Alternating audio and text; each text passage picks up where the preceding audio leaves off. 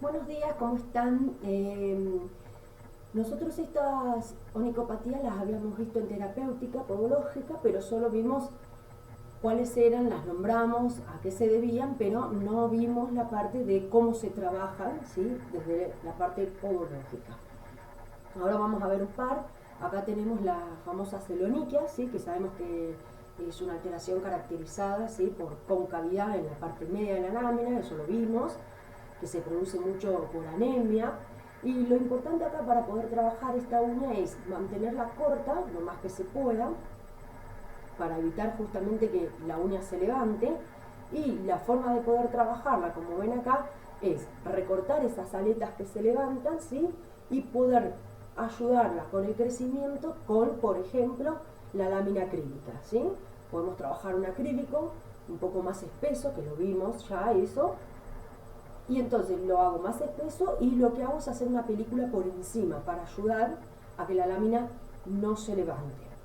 Siempre recuerden que cuando abrimos las alteraciones pueden ser primarias, habíamos dicho secundarias, congénitas y adquiridas, eso lo vimos. ¿Se acuerdan que las congénitas son las que son las malformaciones desde la parte fetal, ¿sí? Y las hereditarias que pueden producirse, hereditarias lo mismo, sino adquiridas que se producen después, que se pueden producir por traumatismo, ¿sí? Hay muchos agentes físicos, químicos, que pueden llegar a producir que la lámina se altere. Entonces, para que sepan saber diferenciar, si es algo congénito, sabemos que podológicamente no vamos a tener mucho para poder resolver al paciente. Ahora, si es algo que sucedió después, o sea, que se adquirió después por algún agente, podemos trabajar sobre el origen. ¿Está bien? Recuerden que las primarias es lo mismo, o sea, es lo mismo en el sentido que las primarias son formaciones, ¿sí? Anatómicas en la estructura cuando ustedes vieron la fase de la lámina, y secundaria es justamente producto de algo que pasó. Eso es secundario. ¿Se acuerdan cuando vimos las lesiones en semiología? Primarias y las secundarias, que siempre van a ser de evolución de las primarias. Bien, vamos a seguir. La otra que tenemos es la macroniquia, ¿sí? Esta es una alteración, lógicamente, que es congénita, ¿sí? Es una formación que se debe, va acompañada toda la estructura también de la falange. En el caso de esta lámina, lo que nosotros podemos hacer es también mantenerlas bien cortas, y en este caso siempre el corte va a ser redondo, oblicuo, ¿sí? En este caso no las voy a cortar rectas porque la lámina no me lo permite. Entonces, siempre voy a mantener, ¿sí? Que la lámina esté cortada desde el paroniquio, ¿sí? Donde termina el paroniquio, ahí comienzo a hacer todo el corte en forma curva, ¿sí? Luego que es la que vemos acá, ¿sí?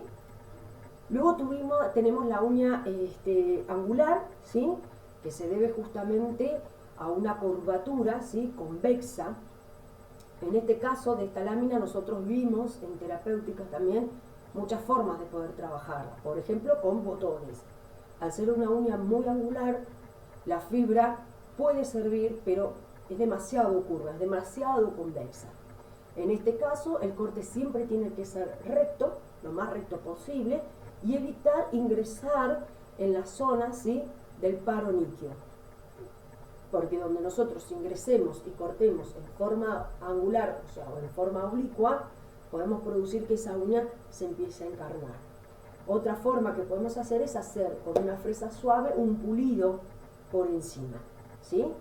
Siempre y cuando no esté acompañada, por ejemplo, con otra patología de alteración ortopédica, ¿sí? Como es el dedo en garra, ¿sí? O el dedo martillo, que también puede ser producto de eso que se forma. Si es producto de eso, como yo les digo, entonces es algo adquirido. Debido al dedo en garra se produce la uña. Entonces, si yo trabajo el dedo en garra, puedo modificar la patología de la uña. ¿Se entiende? Ahora, si es algo congénito, de la única manera que lo voy a poder trabajar para que no se encarne, no siga evolucionando, es con botones. Esta es la uña en garra que vimos, ¿sí? Diferente a la de recién. En garra lo que tiene es que presenta la curvatura, ¿sí? A la parte, digamos, longitudinal de todo el trazo de la lámina. En este caso, estas uñas no las podemos rebajar porque lo más factible es que cuando yo intente rebajarla, la persona va a tener sensibilidad. En este caso, lo que hay que hacer es tratar de mantenerlas lo más corto posible. Cuanto más yo más corte esta uña, ¿sí?, lo que voy a producir es que esa curvatura que tiene longitudinal, cuanto yo más la corto, más va a ir descendiendo, ¿sí? Luego tenemos la onicomadesis, ¿sí?, que son, bueno, uñas que están caracterizadas por una insuficiencia, ¿sí?, tardan en crecer, son quebradizas, son débiles, la lámina no se termina de formar. Entonces, en estos casos, la forma podológica que yo tengo de trabajarla es trabajar con ablandador epidérmico y tratar de retirar toda la hiperkeratosis que se forma alrededor, ¿sí?, de todo el hiponiquio. El paroniquio justamente va a tener mucho más queratinización debido a que está faltando la lámina. En estos casos, esto es congénito, o sea que no vamos a poder trabajar mucho. Acá, poder hacer un acrílico es dificultoso ya que no tenemos mucha lámina. Entonces, en este caso, lo más importante que tenemos que hacer es mantener un pulido, ¿sí? Es tratar de rebajar la uña en el sentido no usando fresas cerámicas de rebaje, sino más bien, por ejemplo, las diamantadas, para mantener que no se le sigan escamando o que hayan parte de la lámina, capas de la lámina, que se puedan enganchar y se puedan salir. Luego tenemos la anoniquia, que es la falta congénita, como dijimos, de la uña. Acá esto no es podológico porque es congénito, no hay forma que podamos hacer absolutamente nada. Tenemos la onicoatrofia, que es diferente, ¿sí? En este caso, la onicoatrofia, como ustedes ven ahí, lo que vamos a hacer es, en algunos se va a presentar en algunos, no en todas, y lo que se hace es, las uñas que tienen la onicoatrofia, es rebajarlas lo más que se pueda y hacer el acrílico, ¿sí? Entonces, en estas sí podemos trabajar rebajando y haciendo acrílico. Tenemos la onicoquisis, que se caracteriza justamente la onicoquisis por un esquirlamiento, digamos, por fisuras de la lámina. En este caso se puede deber por deshidratación, evaporación, porque consume fármacos, o sea, esto es algo adquirido, debido a algo que está sucediendo, la uña presenta esta patología. También es muy frecuente en pacientes oncológicos, debido a tratamientos severos de los oncológicos, ¿sí?, por las quimio, los rayos.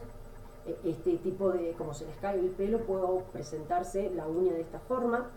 En este caso, lo que podemos hacer también es, como en las otras que hablamos, es limar, sacar esas partes, ¿sí?, que se levantan y darle una mano de acrílico. Pero la mano de acrílico se la vamos a dar sobre la parte distal, no vamos a hacer completa la lámina, ¿se entiende?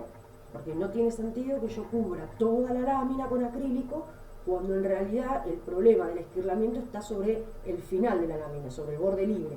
Entonces, lo que voy a hacer es levantar esa parte y hacer un acrílico. Otra de las sugerencias que puedo llegar a darle al paciente es usar fortalecedores, ¿sí?, placas fortalecedoras para que le den hidratación a la uña. ¿Ven cómo se ve en este caso? Yo lo que hago es emparejar ese borde libre y hacer una capa de acrílico finita, no gruesa como la anterior, sino más bien líquida y fina. Tenemos la onicogrifosis, que se caracteriza, ¿sí?, porque es como un cuerno, ¿sí?, que se va hacia un lateral, puede ir hacia el lado interno o hacia el lado externo, o ir hacia abajo lateralmente. Muchas veces la onicogrifosis se puede confundir con la onicocriptosis. Este tipo de uña la vamos a ver en pacientes mayores principalmente, o a no ser que sea algo congénito y entonces ya sea un engrosamiento propio de la lámina desde el nacimiento. En este caso lo que se hace es rebajarla. Acá la tenemos que rebajar con fresas, ¿sí?, de cerámica, o podemos usar las de tungsteno, pero recuerden que la diferencia entre las de tungsteno, titanio y las de cerámica es que las de tungsteno y titanio levantan temperatura y las de cerámica no levantan temperatura. Entonces la idea es que yo la pueda rebajar y recortar lo más que pueda. Otra forma que tengo también para trabajar esta uña es, una vez que yo la rebajo desde la parte superior de la lámina, ¿sí?, yo rebajo, pero no todo completo, rebajo una parte y luego con unas de cerámica más chica lo que voy a hacer es limar por dentro. ¿Para qué? Para darle espacio, ¿sí?, entre el lecho y la lámina para que pueda ir descendiendo. ¿Bien? Esta es otra presentación. La diferencia entre la anterior, ven, esta es una onicogrifosis y esta es una onicogrifosis acompañada de onicomicosis. Esa es la gran diferencia. Fíjense, esto no tiene micosis, ¿sí? De hecho que cuando yo intente rebajarla, esta uña va a costar. En cambio esta se va a desgranar, porque en la parte inferior ya vemos el desgranamiento de la lámina, ¿sí? Entonces a este paciente no solo yo lo voy a rebajar, sino que voy a tener que trabajarlo con algún tipo de antimicótico. Con respecto al tratamiento de antimicóticos, recuerden que lo que nosotros hacemos es, primero, lo vimos en onicomicosis, todo lo que son las lacas. ¿Recuerdan todo el tipo de lacas que hay? Recuerden que la laca va sobre la lámina, ¿sí?, y las cremas van sobre la piel. Entonces yo lo que voy a hacer es rebajarlo. La laca se tiene que colocar durante una semana seguida, ¿sí?, todos los días, una película, y a la semana se vuelve a levantar. Ese es el tratamiento que se debe hacer con la lámina, ¿sí? Otra forma son los antimicóticos vía oral. Son muy fuertes, se toman una vez, ¿sí?, en el mes, los antimicóticos, y a veces tienen que ir acompañados de algún protector gástrico como un omeprazol. Pero eso es algo que directamente lo tiene que diagnosticar el médico. Otra forma que hay, que está viendo, que es muy buena también, es trabajar con la luz o láser, ¿sí?, que se utiliza, son aplicaciones.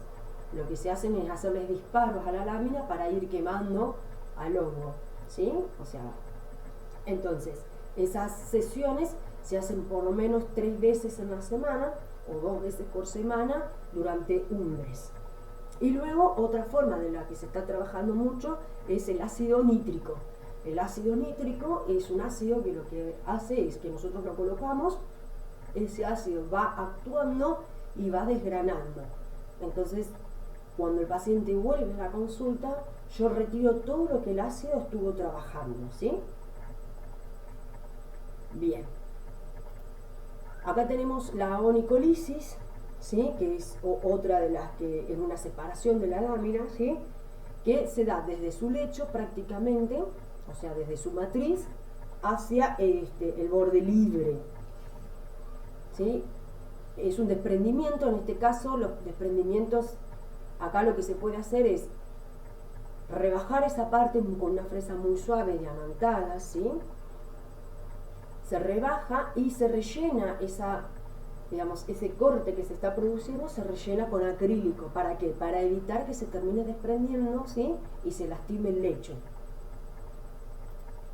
Bueno, esta es la uña involuta, que la hemos visto mucho. En este caso, las uñas involutas, primero hay que hacerle un tratamiento de ortodontia. Si yo estoy tratando y veo a este paciente, si yo quiero cortar, ¿sí?, o sea, si yo ingreso con el alicate de forma, ¿sí?, transversal sobre este rulo que se forma acá, lo más probable es que la parte proximal se pueda encarnar, ¿sí? Además, recuerden que todo este rulo está por dentro, ¿sí?, del lecho. Entonces, lo más factible acá es hacer el de triple tracción. ¿Bien? ¿Se acuerdan que nosotros vimos con los botones de triple tracción? ¿Sí? Entonces, colocábamos 2, ¿sí?, del lado que no está involuto y 1 del lado que está involuto. O sea, del lado que no está a la vuelta va 1 y del otro lado van los 2 para que sean 2 los que traccionan la parte involuta. En el caso que yo entre con el explorador y vea que la curvatura que hace es más bien sobre la parte distal y no llega a la parte proximal, ahí sí ingreso, hago el corte y pongo un interpuesto. El interpuesto que puedo llegar a colocar es teflón o acrílico. O también vimos lo que son las sondas. ¿Se acuerdan las sondas que vimos? De polietileno, las bombillitas, las sondas neonasales. Las cortamos y hacemos como una canaleta, como si fuera el efecto de la gubia, y lo colocamos ahí, ¿sí? Perfecto. Y después tenemos las leuconiquias. ¿te acuerdan que las leuconiquias se caracterizan por un cambio de coloración de la lámina? ¿Sí? Son manchas blanquecinas que se pueden presentar de diferentes maneras, vimos varias, se pueden presentar en formas de puntos, parciales, totales. Normalmente estas son congénitas, ¿sí?